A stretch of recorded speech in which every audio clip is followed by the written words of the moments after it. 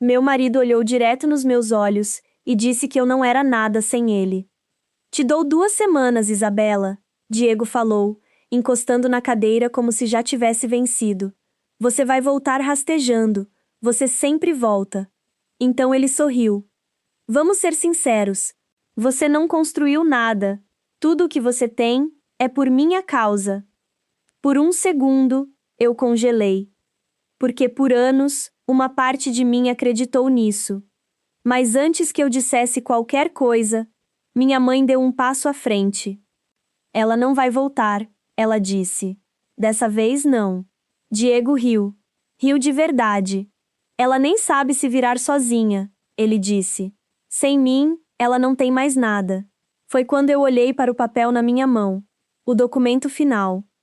Minha assinatura ali embaixo. A padaria não era mais minha. Anos de trabalho. Madrugadas. Mãos queimadas. Sacrifícios que ninguém viu. Tudo perdido. Assinado, porque eu confiei nele. E foi aí que caiu a ficha. Não foi medo. Não foi desespero. Foi clareza. Eu não disse nada. Peguei minha bolsa. Minha mãe ficou ao meu lado. E pela primeira vez, eu não hesitei. Eu saí. As primeiras noites foram diferentes. Silenciosas. Mas diferentes. Porque toda vez que a dúvida tentava voltar, minha mãe estava ali, não me controlando. Não falando por mim. Só me lembrando. Eu não estava quebrada. 3 meses depois, Diego apareceu. Não na casa. Não na padaria. No lugar onde eu recomecei. Ele esperava me encontrar perdida. Esperando. Arrependida. Mas as pessoas me chamavam pelo nome.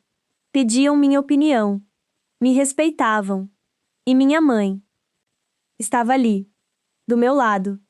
Ele tentou sorrir, mas eu vi. Aquele olhar.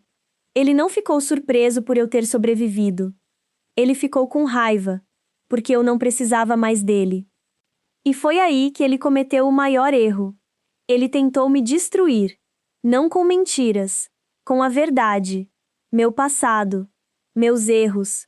Coisas que eu já tinha superado. Quando eu descobri o que ele estava fazendo pelas minhas costas, ele achou que eu tinha acabado. Mas o Diego esqueceu de uma coisa. Eu não era mais a mesma mulher que assinou aqueles papéis. E dessa vez, eu não estava sozinha. Nos dias seguintes, eu entendi exatamente o que ele quis dizer. Diego não só queria me ver longe, ele queria me ver fracassar. No terceiro dia, meu celular começou a tocar sem parar. Fornecedores, clientes antigos. Gente que eu conhecia há anos. Isabela, você saiu da sociedade? Disseram que você não faz mais parte da padaria. Isso é verdade?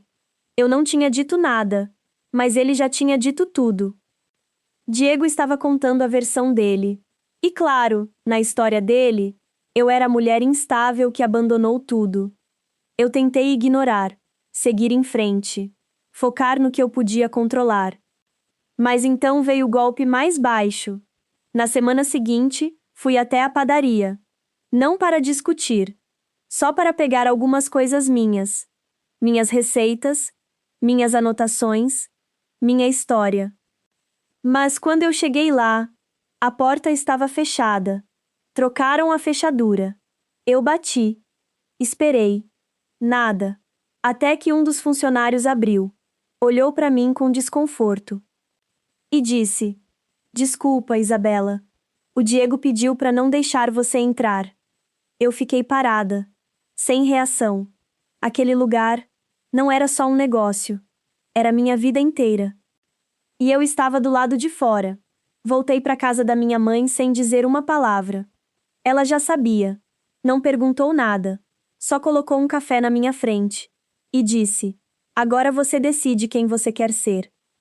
Naquela noite, eu não dormi. Não por causa dele, mas porque pela primeira vez, eu estava vendo tudo com clareza. Diego não tinha medo de me perder. Ele tinha medo de eu me encontrar. E por isso, ele estava tentando apagar qualquer prova de que eu já fui alguém sem ele. Mas ele esqueceu de uma coisa. Conhecimento não se troca de fechadura. Experiência não se apaga. E no dia seguinte, eu parei de reagir e comecei a planejar. 3 semanas depois, uma antiga cliente me ligou. Isabela, estão falando coisas sobre você. Eu respirei fundo. Que tipo de coisas? Ela hesitou. Que você cometeu um erro grave no passado, algo na cozinha, algo que você escondeu. Meu estômago travou. Ele não estava só tentando me afastar. Ele estava usando o meu passado contra mim. E dessa vez, não era só sobre orgulho. Era sobre destruir tudo o que eu ainda podia reconstruir. Mas foi aí que eu percebi.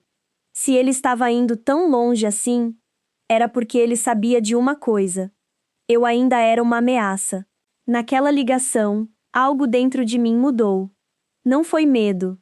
Foi outra coisa.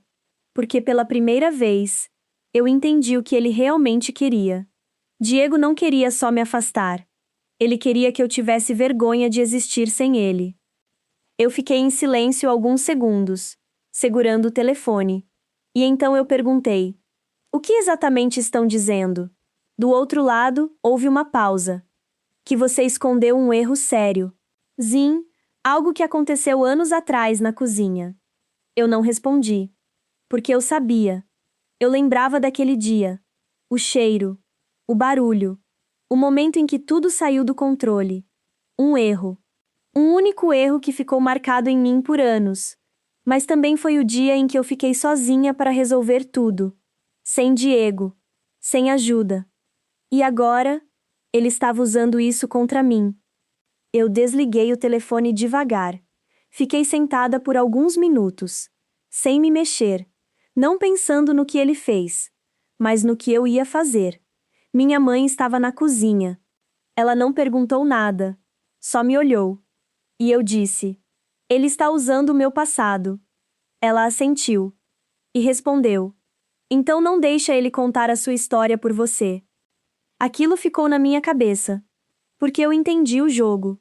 Diego estava apostando em uma coisa: que eu iria me esconder, que eu iria evitar as pessoas, que eu iria deixar ele controlar a narrativa. Mas dessa vez, eu não fiz isso.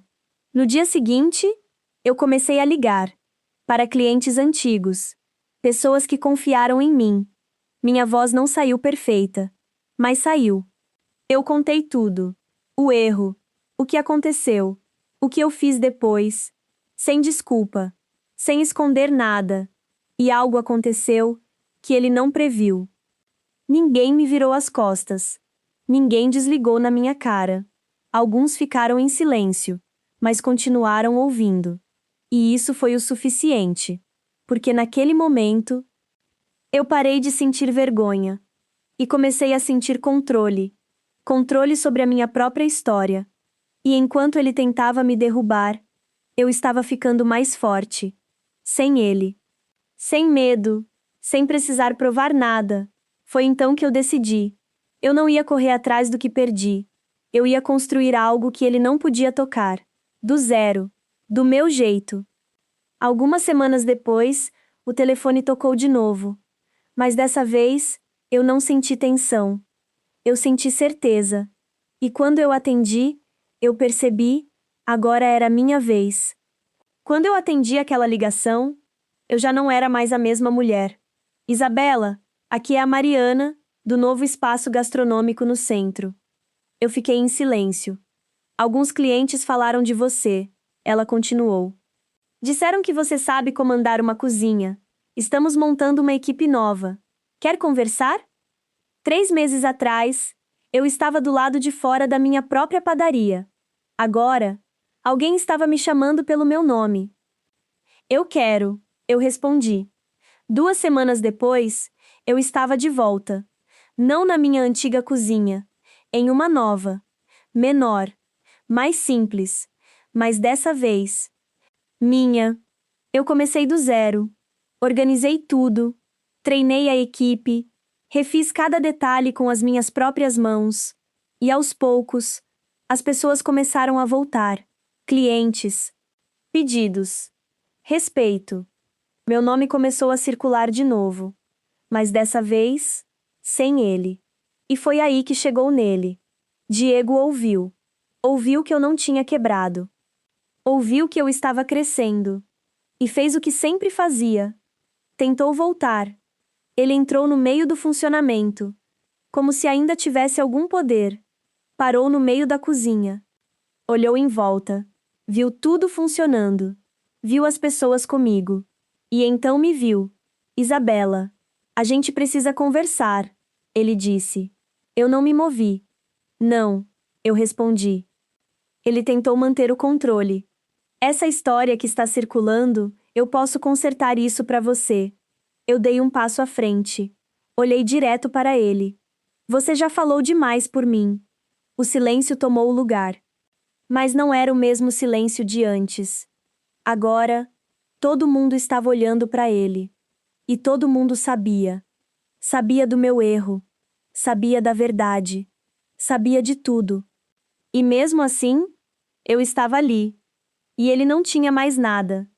Naquele momento, na frente de todos, ele percebeu. Ele já tinha perdido. Ninguém falou nada. Ninguém ficou do lado dele. Ninguém se mexeu. Ele olhou ao redor, tentando encontrar alguém. Mas não havia ninguém. Pela primeira vez, ele não controlava mais nada. Ele saiu. Sem olhar para trás. Sem dizer uma palavra. E dessa vez, ninguém foi atrás. Eu voltei para a cozinha. Continuei trabalhando. Porque no final, nunca foi sobre ele. Foi sobre mim. Sobre não me abandonar de novo. Ele tentou me convencer que eu não era nada sem ele. Mas quando tudo acabou, eu fiquei. E ele desapareceu.